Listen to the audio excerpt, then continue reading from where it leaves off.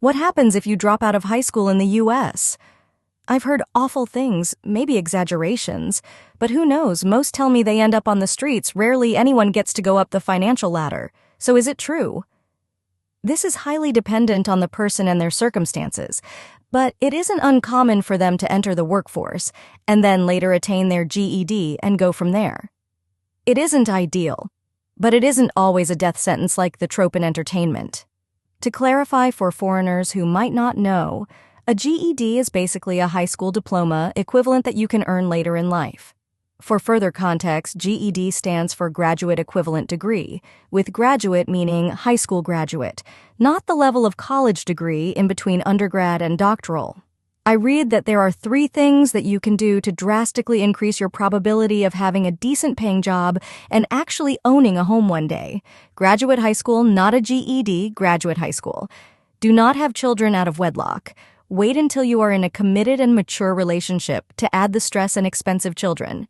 Don't get married before you're 25. Each of those things that you accomplish increases your chance of having a more comfortable life.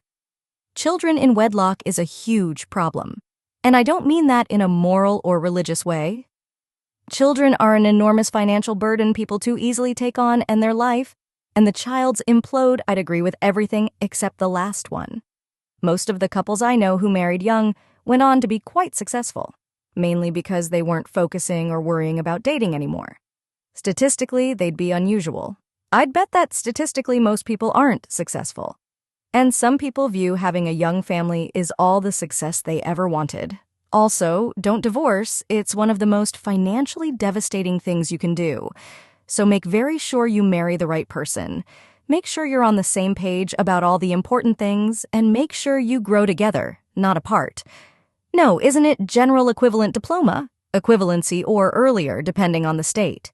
The occasional homeschool for acceleration family sends their kids for a GED as soon as their local laws allow, -16 in many states. In Australia, if you get a trade, then you don't need anything past year 10, so a lot drop out at like 17 and can be fully qualified by like 22. It doesn't have to be later in life.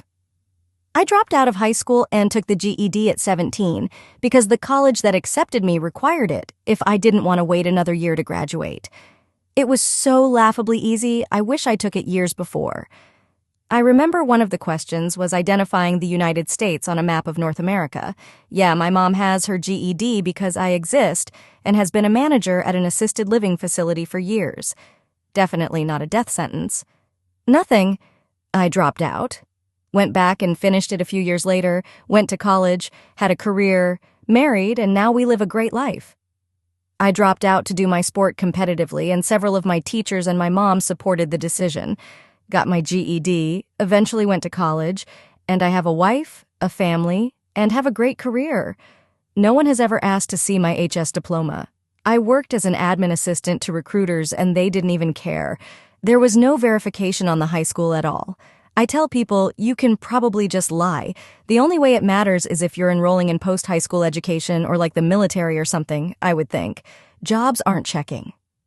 When I worked as a temp at an Amazon warehouse once, I had to show my actual physical diploma before starting my first day of work.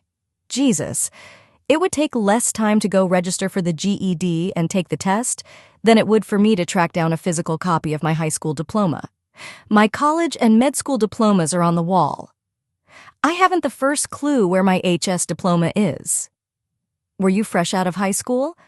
I can't imagine many people into their 20s can find that easily. I know where mine is, but it's in a whole different state. Every job I have had used a third-party background checking company that verified my HS diploma with the school, almost never for me. I re-entered the workforce at 61 and had to present my HS diploma to enter EMT school. I had to go back to the original county where I graduated and get them to send me a copy of the microfiche. The only time anyone has asked to see my college diploma is a job that had FDA requirements. No one else has ever cared. Fun tip for all you college students. No one has ever asked about my GPA either. Depends what you go into. I went to work at an accounting firm and they didn't hire anyone below 3.5. I had to send official transcripts. I worked in molecular biology, and when we did recruiting events, we immediately shredded resumes below 3.5. Every job I've ever had verified all of these things. My uni has LOL. Weirdly enough, the factory I work at requires a GED or diploma to be shown at the interview. I've had to enter my education history on EV6 application I ever filled out. I think the point made ITT is that employers ask you to fill out education history, but almost none of them actually verify it. You could get a GED. You could join the military. You could get a job that doesn't require a diploma. You could start a business. You could apprentice under a trade union. You could teach yourself a trade. You could walk the earth like Cain. Not finishing high school statistically puts you at a disadvantage, but there are plenty of paths ahead. The military has required a diploma for forever. Edit. Or a GED or GEDSO, it looks like the Navy no longer requires a high school diploma or a GED, but you have to have a higher ASVAB score to make up for it. Folks with a GED can join, but usually are lower priority and need higher qualifications otherwise.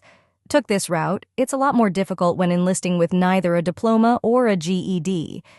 Yes, when I joined in 2007, they'd waiver anyone with a GED.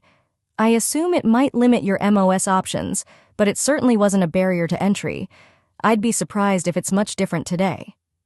I joined in 2007 with a GED and a high ASVAB score, 134 GT score, and I qualified for most MOS, including most Intel MOSs, but I remember specifically that I didn't qualify to be a linguist.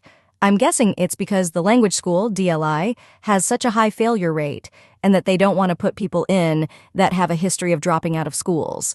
2007 was also right around during the surge. Since we are now in peacetime, the military isn't too big on that many waivers. There's a whole tier system of diploma versus GED versus neither. Do they allow you to get the HSED or GED as part of basic training? Not that I'm aware of, not much time during basic. Usually folks with only a GED also need a higher ASVAB score to join, but it's been a while since I was up on my military regulations. You are correct. Just as my team always needed IAT 2 or 3, it didn't matter how you met the requirements. If you don't have A, have B. If you don't have either, you'll need C+D or C+E, etc. A life issue that precluded you from doing what you wanted is a speed bump, not a barrier. I never served, but I worked at a VSO in the legal department. If there was anything I learned reading service records, it's that command discretion allows for a good amount of flexibility in getting stuff done in the military. You generally can't join the military without a diploma or GED. It's been that way for at least 20 years. Exceptions, if they exist, are rare. At most, sometimes they have a program to help you get your GED before basic training. You could do all of those. My wife got her GED at 16. She'll be completing a PhD* in a few months. I got a GED, and I'm a pretty well-respected engineer in my circles. It really boils down to what kind of person you are and what your plans are. I was just a smart kid who was bored of school, and schools were especially bad for kids like me back in the mid-90s. You sound like my nephew. Yeah, well, my brother got his GED at 16 too. I can't remember why. I just know he finished high school without actually going to high school. He started school 2 years behind. Depends on what you do after. Not many people in a good situation drop out. It's often a symptom of issues rather than their cause. If you manage to go on and acquire a marketable skill, then you'll live like most anyone else. If not, but you're relatively stable, you'll usually be stuck within the limits of unskilled labor, which is going to put a cap on your options. If not, and you've got other issues, with substances or mental health frequently, then yeah, you may wind up on the street. By the way, the GED, which stands for General Educational Development, but is also referred to as a General Education Diploma, is a set of tests that, when passed, certify the test taker, American or Canadian, has met high school-level academic skills. You can study and pass the test to get a GED, which is the equivalent of a high school diploma, and proceed from there like any other HS grad. Realistically, the best way to get ahead is to learn a skill and start your own business. I do business with a landscaping company, a house painting company, and an auto repair shop, all of which are owned by people without high school diplomas.